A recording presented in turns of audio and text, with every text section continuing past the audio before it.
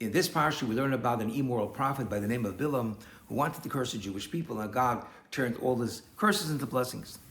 We find in the Torah two different terms of how God referred to Moshe, the greatest, holiest prophet, and how God referred to Bilam. By Moshe, the Torah says, Vayikra, and God called it to Moshe. By Bilam, it says, Vayiker el Bilam, which means randomly, reluctantly spoke to Bilam. What is the difference between the two terms? The term Vayikra and he called means it's a term of love, purpose, and permanence. The term Vayiker, randomly, reluctantly, is a term of no purpose and just random.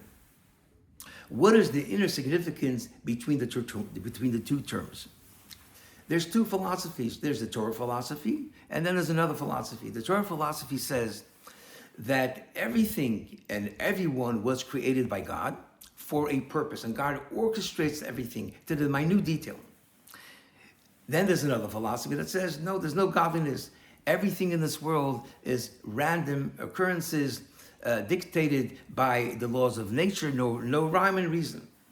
What is the difference between living a life according to the Torah? When you live a life according to the Torah, which means that God created you for a purpose, for a contribution, and God orchestrates everything, that gives your life a lot of purpose and meaning, because I am here to serve, I'm here to contribute in God's world, and I'm a messenger of God.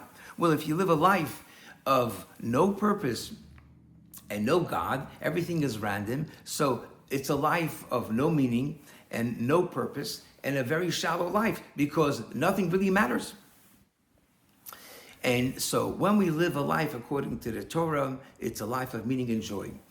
The Rebbe writes in his book, Hayom Yom, that the Alter Rebbe explained the verse that the footstep of man is directed by God, which means that wherever you are, this is where God brought you for a purpose, to do a mitzvah, a godly act, and a kind act.